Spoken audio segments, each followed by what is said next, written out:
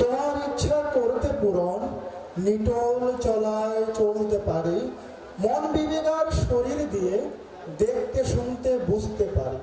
এই তো আমার চাহিদা প্রভু, এই তো আমার জীবন চলন, আগল ভাঙ্গা এই হৃদয়ে রহু গটল তোমার আশা। যুগপুরুষোত্তম পরম প্রিয়ময় ঠাকুরের জন্মস্থান, আমাদের সকলের কাঙ্ক্ষিত সেই, আমরা বলি আমাদের সেই পরম ধাম পুণ্যতীর্থ হিমায়তপুর ধাম, ঠাকুরের সেই জন্মস্থানে দাঁড়িয়ে ঠাকুরের সম্বন্ধেই কিছু বলার সুযোগ নিশ্চয়ই আমার এটা একটা সৌভাগ্য।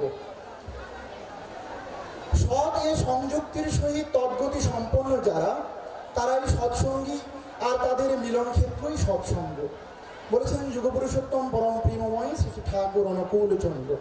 আজকের এই যুব সম্মেলনের এ পর্যায়ে আলোচনার শুরুতেই আমি প্রণাম জানাচ্ছি আমার জীবন রথের সারথী, আমার আরাধ্য দেবতা পরম পুরুষোত্তম পরম প্রেমময় শ্রী ঠাকুর অনুকূল চন্দ্রের রঙ্গার আতুল চরণে। সেই সাথে আমার সামনে উপস্থিত শ্রী ঠাকুরের বিভিন্ন পর্যায়ের কর্মীবৃন্দ, সারা দেশ থেকে, দেশের বিভিন্ন জেলা উপজেলা প্রত্যন্ত গ্রাম থেকে যারা ছুটে এসেছেন আমার ঠাকুরকে ভালোবেসে। এখানে যে হাজার হাজার মানুষ দেখছি আমরা, হাজার হাজার মানুষ দেখছি আমরা, প্রত্যেকেই প্রতিটা মানুষই ছুটে এসেছে শুধু একটি টানে। কার টানে? কার টানে?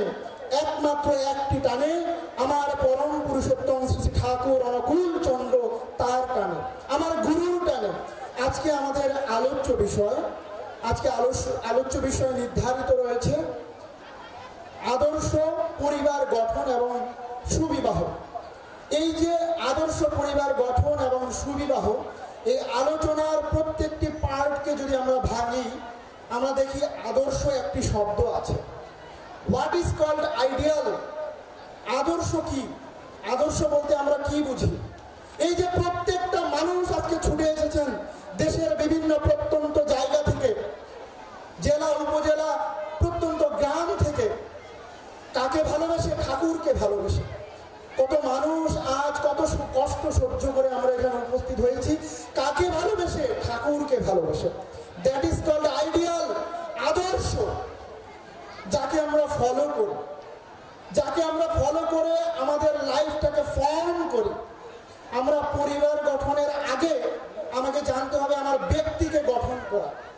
আমার এই এক একটা মানুষ মিলে আজকে এক একটা পরিবার। যদি আমরা পরিবার বলতে শুধু 4-5 জন সদস্যের, যেখানে আমরা একটি ঘর মিলে বসবাস করি, ঠাকুর বলছে তা নয়। এই পুরো বিশ্বটাই একটা পরিবারে পরিণত হতে পারে। যেমন আজকে এখানে হাজার হাজার মানুষ, আমরা প্রত্যেকেই একটা পরিবারে পরিণত হয়েছি, সকলেই এক টান, এক প্রাণ হয়ে এসেছি। প্রত্যেকটা মানুষের অন্তরের অন্তঃস্থল যদি আমি খনন করি, শুধু দেখতে পাবো শুধু ঠাকুর আর ঠাকুর। প্রত্যেকেই যেন ঠাকুরকে ভালোবেসে এসেছে। এই যে ভালোবাসা, এই যে টান, ভালোতে বাস করা, এটাই আমাদেরকে প্রকৃত মানুষে পরিণত করে। আর যখন আমরা প্রকৃত মানুষ হয়ে উঠতে পারি, এক একটা মানুষ যখন শ্রীবিগ্রহের মন্দির হয়ে উঠতে পারি, তখন এই মানুষের সমষ্টি মিলে এক একটা ছোট ছোট পরিবার, সেটাই হয় আদর্শ পরিবার। আর এই আদর্শ পরিবার থেকে আদর্শ সমাজ তথা আদর্শ রাষ্ট্র তথা আদর্শ বিশ্ব পরিণত হয়। অর্থাৎ প্রথম কাজ হলো আমাদের যে এই সৎসঙ্গ আন্দোলন, এটা হচ্ছে ব্যক্তিকেন্দ্রিক আন্দোলন। আমরা যদি মনে করি যে সৎসঙ্গ আন্দোলন একটা বড় ধরনের সামগ্রিক আন্দোলন, না, প্রত্যেকটা মানুষ আমাদের আন্দোলন। ঠাকুর বলছে মানুষ আপন, টাকা পাওয়ার যত পারিস মানুষ ধর। প্রত্যেকটা মানুষের ভিতরে আমরা যদি ঠাকুরের ভালোবাসা জুগিয়ে দিতে পারি, প্রাণতা জুগিয়ে দিতে পারি, সেই ভালোবাসার মূল মন্ত্র ঢুকিয়ে দিতে পারি, প্রত্যেকটা মানুষ এক একটা প্রকৃত মানুষের ফর্ম হতে পারে।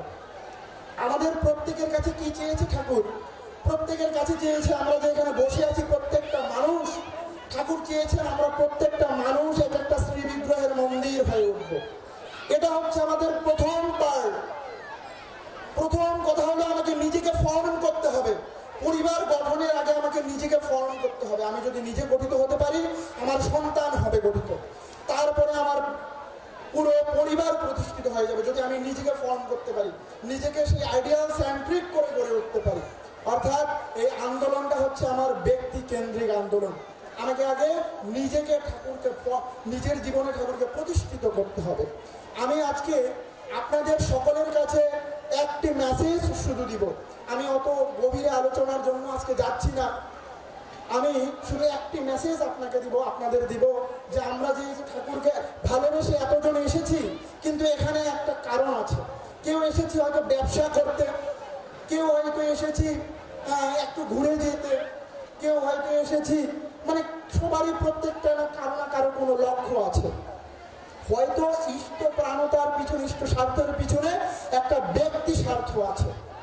এই ব্যক্তি স্বার্থের ঊর্ধ্বে গিয়ে যখন আমি ইষ্ট স্বার্থ আমার ভিতরে প্রতিষ্ঠিত হবে, তখন আমার জীবনে আদর্শ প্রতিষ্ঠিত হবে।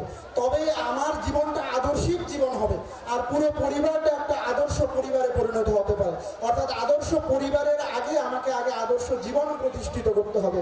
আমি এই জন্যই এই কথা বলছি যে আজকে আমরা একটা ভয়ঙ্কর সমাজে, ভয়ানক সমাজের দিকে মুভ করছি। ভয়ানক সমাজের দিকে কেন? আমরা যদি চারিদিকে তাকাই, প্রতিদিনের সোশ্যাল মিডিয়ায় তাকাই, আমাদের চারপাশে দেখাই, তাহলে দেখি শুধু ভায়োলেন্স আর ভায়োলেন্স। এইখান থেকে নিজেকে একটা সুকেন্দ্রিক ওয়েতে যাওয়ার যে মুভমেন্ট, এটা কিভাবে আমি করতে পারি, বা এটা আমার কিরকম হবে? আমরা আজকে এই যে এত সৎসঙ্গ আন্দোলনের ভিতরে আছি, কিন্তু ঠাকুর যে তখনই তার সময় এইখানে বিশ্ববিজ্ঞান কেন্দ্র প্রতিষ্ঠিত ছিল, তপবন বিদ্যালয় প্রতিষ্ঠিত ছিল, সেই কত প্রত্যন্ত একটা গ্রাম অঞ্চলে তিনি এসব কিছু প্রতিষ্ঠা করে দিয়ে গেছেন। মেকানিক্যাল ওয়ার্কশপ প্রতিষ্ঠা করে দিয়ে গেছেন। কত একটা মানে ওয়ার্ল্ড ক্লাস ইন্টারন্যাশনাল লেভেলের কার্যক্রম, সায়েন্টিফিক কার্যক্রমগুলো তিনি এখানে প্রতিষ্ঠিত করে গেছেন। কিন্তু আজকে আমরা কি নিয়ে ব্যস্ত আছি? আমি অমুক সম্পাদক, তুমি অমুক সম্পাদক, আমার পিছনে এক একটা করে ট্যাগ, আমার পিছনে এক একটা করে আইডেন্টিটি। নো, শ্রী ঠাকুর চেয়েছেন কর্মী। আমরা এখানে এসে বসে থাকলে চলবে না। ঠাকুর তা কিন্তু কাজের নয়, কর্মীতে যে উদ্ভব জ্ঞানের, তাতেই জীবন সার্থক হয়। অর্থাৎ আমাদের যত না বেশি আমরা কথা বলবো, তার চেয়ে বেশি আমাদের কাজের দিকে ঝুঁকতে হবে। আমার সৎসঙ্গ সারা বিশ্বে প্রতিষ্ঠিত হবে, প্রচারিত হবে আমাদের কাজের মধ্য দিয়ে, not through hour voice, through our work activities.